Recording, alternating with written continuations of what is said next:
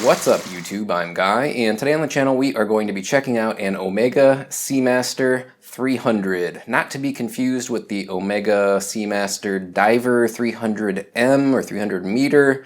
A very confusing naming conventions for these two very different watches. I'm not sure why they decided to go that route.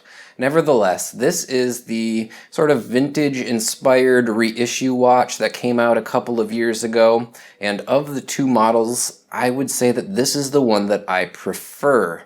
When I was going through the process of buying the Rolex Submariner, this was a heavy contender. Actually, it was really between the Submariner and the Seamaster for me. Ultimately, I did decide on going with the Submariner, as you guys probably know, having been watching my channel for a while. But it was a tough decision. I did really like that watch, and now that I've had it here for a little while, I like it even more.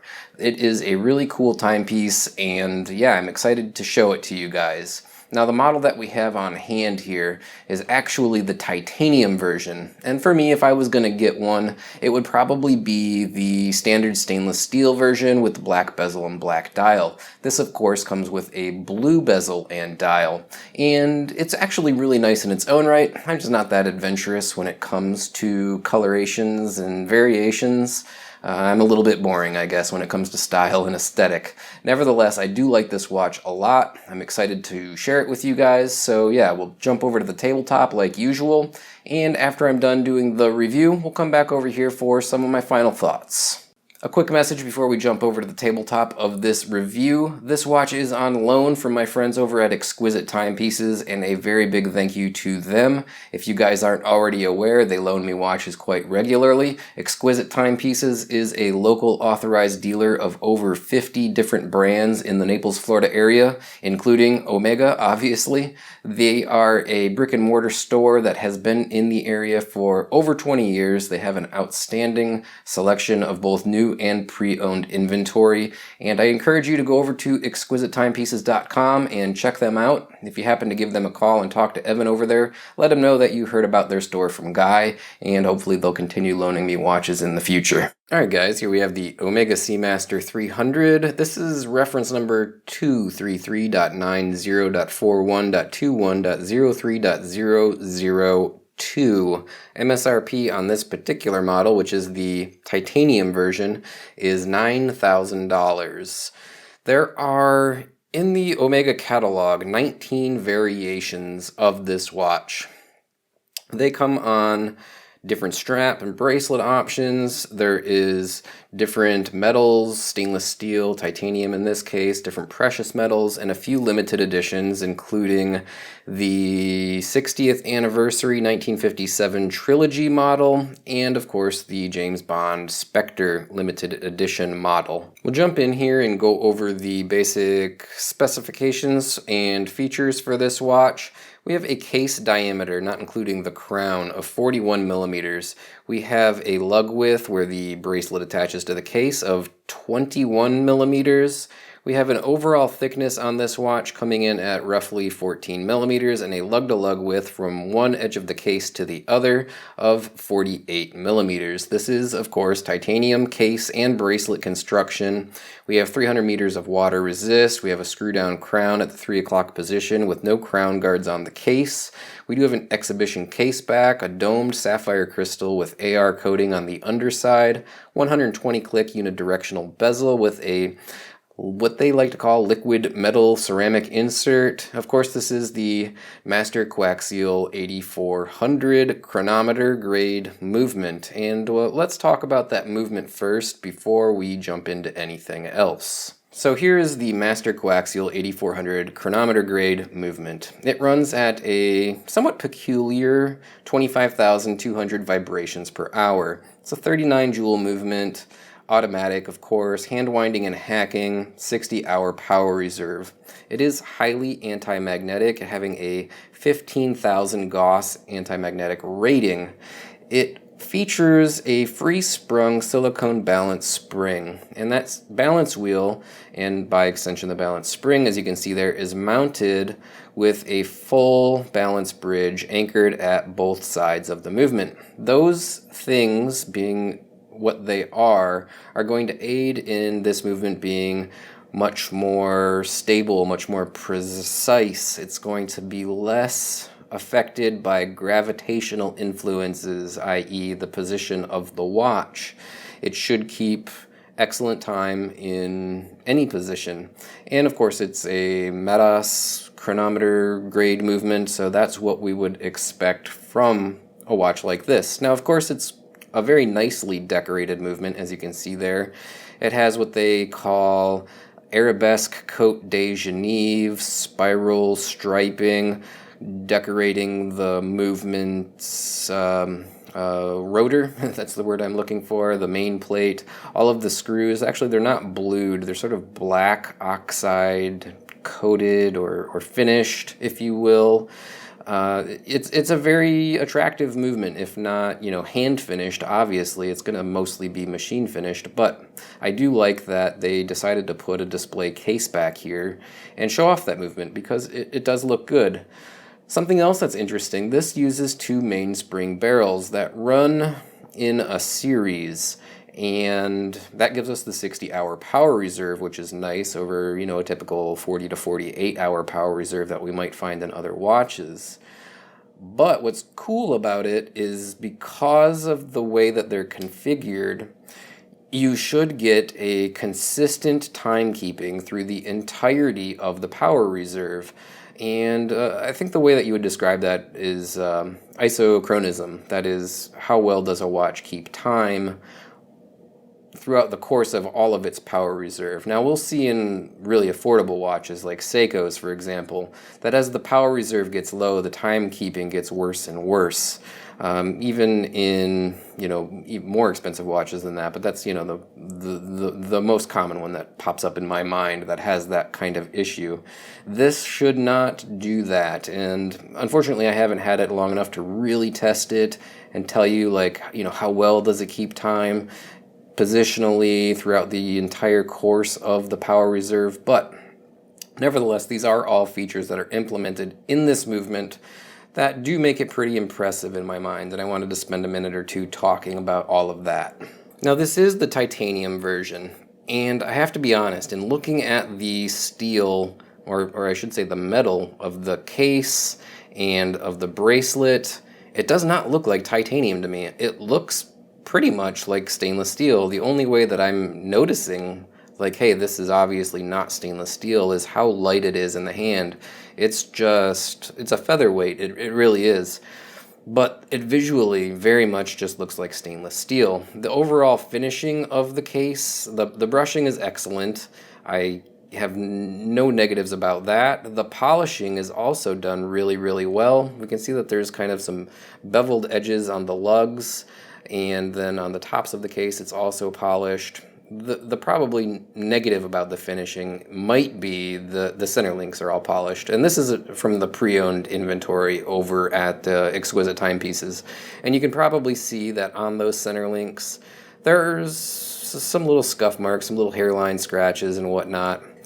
That's just par for the course when you have a bracelet that has polished center links. A lot of people don't like that. Aesthetically, I actually like the look of a polished center link. It's just, it does get worn much quicker than you might prefer. But overall, the quality of the finishing is really quite good. I mean, borderline, it's outstanding. I have nothing bad to say about the overall fit and finish of the case and the bracelet, in particular being made of titanium and looking just like stainless steel to my eye. It is absolutely excellent. We do, of course, have an Omega signed crown at the 3 o'clock side of the case there. Now, no crown guards at all, which, is in keeping with that sort of vintage aesthetic, I guess, that was, common back in the day to just have the crown on the side of the case. I think that's a good design choice here. I like the overall look and style of being sans crown guard. The crown itself is absolutely excellent. Unscrewing the crown is extremely smooth. It just pops right out there to the first position. Hand winding this movement is interesting in that you almost can't even tell that you're hand winding it. Like with a normal mechanical or automatic watch, you kind of feel that ratcheting, clickety, clickety, clickety as you're winding it. This, you feel resistance. It's not super loose or anything, but you don't get any of that clicking, ratcheting feedback as you hand wind it. It's pretty interesting and extremely smooth. It feels really, really high quality. Now, of course, as we mentioned, this is a hacking movement. So if we pull the crown all the way out, the seconds hand halts. We can set the time as necessary. What's cool about this movement, though, is there is a secondary intermediate position, kind of like if you were going to set a date. But just let me find that position there real quick. Now, you're not setting a date because this is a no-date watch, but what you can do is quick set the hour hand, and you'll notice that the seconds hand, the movement, is still running. I mean, I don't travel, so this is not a feature that I would really get a lot of use out of, but I think that it's still really cool. I can't see a reason why I wouldn't want this type of feature on my Submariner, for example. I kind of wish it was there. Now, in the case of a Submariner, that at least my date version, that position would quick set the date, so maybe we would lose the date quick set functionality, and that would be a negative since I wouldn't get a lot of use out of this. But I do like that it's there. I think that it's a really cool little feature. It's something that you see on maybe a GMT watch, but you rarely see it on a dive watch, and it's interesting that they implemented that into this coaxial 8400 movement. This is, as we mentioned in the rundown of the features and specs, an AR-coated crystal on the underside, so you're not going to have to worry about scuffing up an AR coating on the top side of the crystal. And it is a domed crystal. It's excellent. It's very clear, very legible. I mean, you get some reflections, of course. I mean, it's not double-coated, and all crystals reflect to one degree or another, but nevertheless, I find it to be very, very legible in standard lighting conditions. And I like that little. It's of course not an acrylic or a hesselite crystal, but it kind of has that vibe because of the doming on the crystal. It does stand just a little above the bezel, ever so slightly on the edge there. You can see it, but it doesn't protrude a huge amount. I don't like a crystal that sits way, way, way above the bezel. Generally speaking. It's done, just right, basically. Speaking of that bezel, that's probably really the only negative that I have here is the action of the bezel is not outstanding. We'll get to that in a second, though. The edge of the bezel is a really nice coin-edged bezel. It's done really well. You get a good grip on it. It's a very reassuring that when you're operating the bezel, that coin edge it's absolutely outstanding.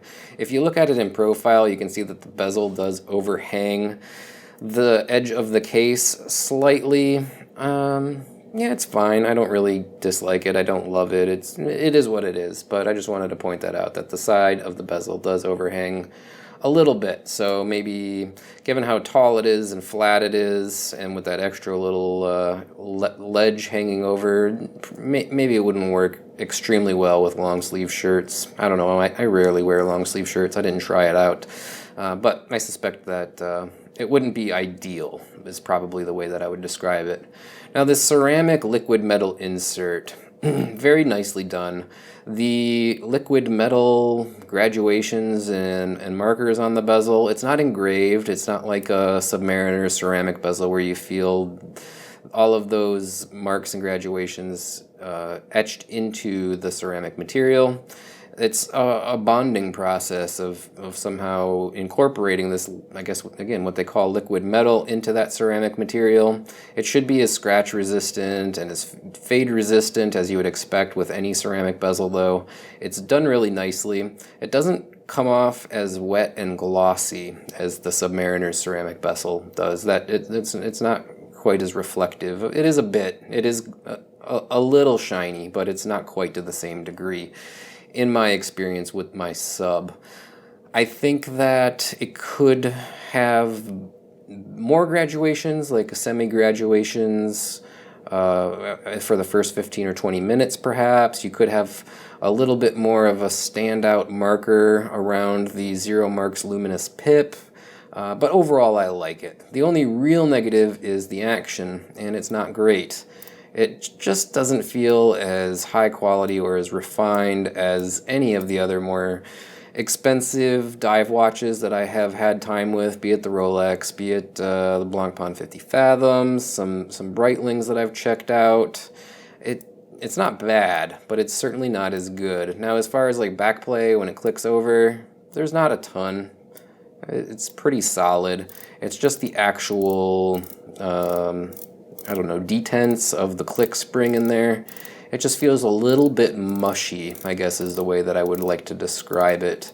Overall, it's pretty good though. I think that it could just be a little bit more refined than it currently is. I love the dial of this watch, and this is why it was a big contender for me when I was shopping around for, you know, a luxury level dive watch last year. And yeah, overall, I think that it's a really fantastic layout. I love the 3, 6, 9, 12. I love all of the triangular markers at each hour position with the, you know, more subdued triangles at the 3, 6, 9, and 12. I don't like the faux patina, fake tritium vintage lume application. That's just something that I've never been into. I don't like making a watch look ingenuinely, not genuinely actually aged. It's just not for me. It's not egregious, it's not terrible. In this lighting, it probably looks more orange or creamy than it does in standard day-to-day lighting, but if it were up to me, I would like just a nice white application of, you know, superluminova lume on all of those markers and the handsets. That would be my preference. Now, speaking of the handset, I love the broad arrow hour hand. The minute hand is kind of just like a, not a sword, what's the word I'm looking for? Kind of like a Dauphine style hand. And then the seconds hand is basically just got an arrow tip on, you know, like a lancet style seconds hand. The seconds hand is painted white though, as opposed to being stainless steel like the other hands. That's fine, I guess. It does look a little bit out of place in my opinion, but I don't know, it doesn't really matter. If it were a stainless steel hand with just a white tip, that would probably be better. The markers on the dial, let me zoom in here a little bit more closely. If we get in here nice and tight on that dial, you can see that the markers are actually recessed down into the dial, kind of forming a little bit of a well or a cavity that vintage patina lume you know, sets into. The dial itself has a little bit of a texture. It's very subtle, but otherwise it's kind of just a matte blue in this case. The printing on the dial, it's nice enough. Omega Seamaster, the logo, master coaxial chronometer, Swiss made down there at the bottom side. Nothing, you know, applied. There's no applied markers. I suppose that's fine, though, considering the vintage stylings that they're going for here. I don't feel like I'm getting cheated out of any sort of higher-end features. You know, it's what they're going for. I'm just noticing now, if you look at the hour hand in particular, it's kind of a faceted hour hand. I didn't notice until I got zoomed in here all like this. You can see that there's a ridge going down the center of it, and it's kind of sloped on either side ever so subtly. It's kind of cool. It looks like maybe the minute hand also has that sort of 3D effect going on it too. I'll do a lume shot here so you can see that superluminova vintage style lume on this dial and handset. It's not the brightest lume. The minute hand and the zero marker luminous pearl on the bezel are a slightly different coloration than the rest of the dial and hands. Yeah, not the brightest though. That's basically my big takeaway. It's not bad, it looks good. Long lasting or not, you know, I'm not entirely sure. I didn't test it over the course of hours and hours, but with that initial burst of a charge, it's not, you know, super blinding by any stretch of the imagination. The bracelet on this watch, it's actually really nicely done. Unfortunately, 21mm lug width is kind of goofy. Now, if you never intend on taking the bracelet off, I guess that's not an issue, but if you ever wanted to, you know, put it on a NATO strap or leather or whatever, you're going to be playing that game of trying to find an appropriate size strap to throw this watch on. But it does taper down. It's a fairly subtle taper. It tapers down to 18mm where it meets the clasp. Again, we talked about that polished center links. You either love them or you hate them. I do like it, except that it gets worn so quickly. I suppose you touch it up once in a while with Cape Cod cloth and you're fine. It's probably not a big deal. But yeah, everyone has different tastes when it comes to polished center links. The clasp itself, it's pretty decent. It's got dual trigger deployants, no fold-over safety latch or anything, signed with the Omega logo and name there. The clasp, fortunately, doesn't have polishing going down the center like you would see on a Rolex GMT Master 2. It's entirely brushed, and I think that was a wise decision because, this is what mainly gets beat up with those desk diving marks when you're wearing a watch. Dual button deployments, not the most positive engagement, but, it's serviceable. It works fine. The swing arm is a nice, high-quality, machined, I was going to say steel, but it's obviously titanium swing arm. And then for micro adjusts, this is a toolless adjust clasp. So if I can get a good view of it, you can see that there's a push button there. And if we get in the side, you can see there's those little notches. It looks like you would have 1, 2, 3, 4, 5, 6 different levels of adjustment, and they're probably around 2 millimeters per position or 2 millimeter increments if I had to guess. Actuating it just fine. Just push that down, slide it out, lock it in whichever place you want it to go into. I'm glad that it has this system. Not quite as nice as, Rolex Glide Lock, but very, very preferable to just a handful of little micro adjust holes and a spring bar on the side of the clasp. So yeah, overall, pretty impressed with it. If I didn't mention, it's obviously held together with screwed-in links there. You would expect that, of course, at at this price point, at this level of watch. We'll do a quick side-by-side comparison with my Submariner. You didn't think you'd get away with a luxury level dive watch review without looking at it next to my Rolex Sub. Size-wise, so the Sub's 40, but it's got the super case, so everybody says that it wears kind of big, and the case on this Omega is a 41. If I'm looking at them, to my eyeball, the Omega kind of presents quite a bit bigger to me, despite the fact that this might have the bigger, more robust shoulders on the lugs. I don't think that plays here. I think that the dial on the Omega is a bigger dial, and it just kind of makes it feel much more than 1 millimeter bigger, in my opinion. It feels maybe 2 or 3, maybe. I don't know. It just feels bigger. When I throw it on the wrist here in a second, you'll see how it looks on my wrist, and it's certainly wearable, but nevertheless, side by side, that's a little bit of a comparison between these two watches in terms of size and scale. So how does the Omega Seamaster 300 wear on a 6 3/4 inch wrist? Well, a little something like that.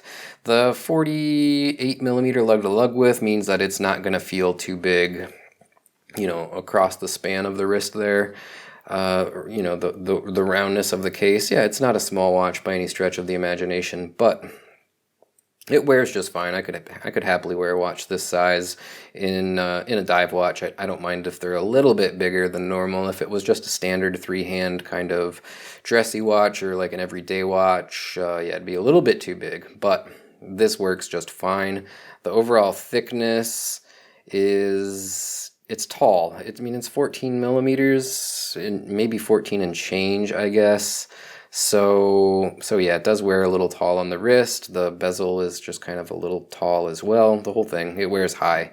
So not going to be something that you're probably going to be slipping under the cuff of a dress shirt or a long sleeve shirt too terribly easily. But for pretty much every other occasion, it works, I think, no problem. All right, guys, there you have it. The Omega Seamaster 300. Really cool watch. I like it a lot, honestly.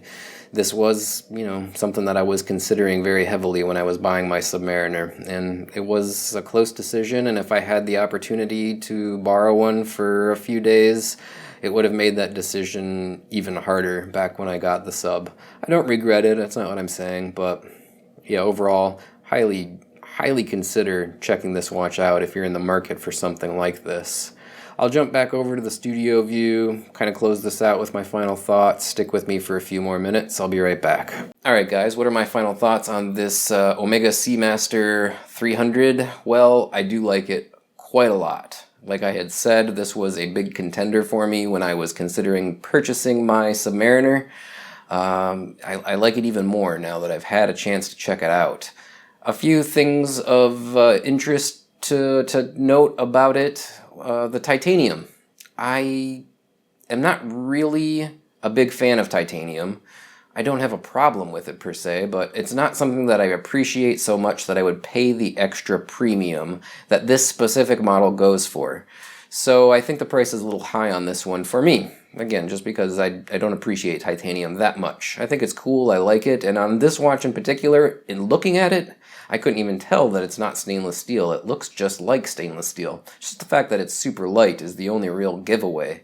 But I don't know that that in and of itself is worth the premium. So when we talk about this watch in terms of value, I start to look at the stainless steel model. The stainless steel model is, I think, a really good value. The movement in this watch is very impressive. It's got a 60-hour power reserve. That ability to independently set the hour hand without halting the movement is maybe something that I wouldn't use particularly often because I don't travel much, but I like that it has that. There's a lot of little things about this movement that I think are more impressive than some of the other competitive options on the market, not the least of which being the Rolex Submariner.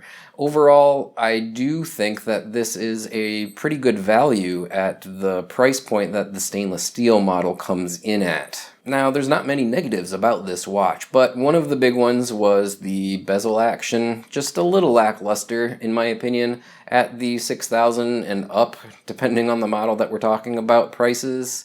I would expect it to be a little nicer, a little more refined. Not a big deal, it is functional. It's not though as if it's a bad bezel, but yeah, the action on the bezel, nothing to write home about considering the price of these watches. There's really not much bad to say about this watch, and there's a whole lot of good. We've covered all of that in the tabletop review. I really do like it, and I am very happy that I got a chance to spend some extended time with it and really get to know this piece. Overall, I would highly recommend it. If you're in the market for a, kind of luxury level dive watch and you're debating on multiple models, I would really, really recommend you take a look at this one closer and give it some consideration. Alright guys, well that's going to wrap up this video. Thanks for tuning in as always. If you would like to help support the channel, down in the description of this video is a list of ways that you can do that. You can follow me on my social media accounts, be it Facebook, Twitter, or Instagram. Of course, I could always use more support over on Patreon, and a big thanks to everyone over there that has been supporting me. Finally, if you like anything that I've reviewed and you want to purchase it, my Amazon affiliate link is down in the description. Click on that link and I get a small commission. Those commissions really do add up, and thanks to everyone that has been using those. For now, I'll go ahead and wrap up this video and say bye now.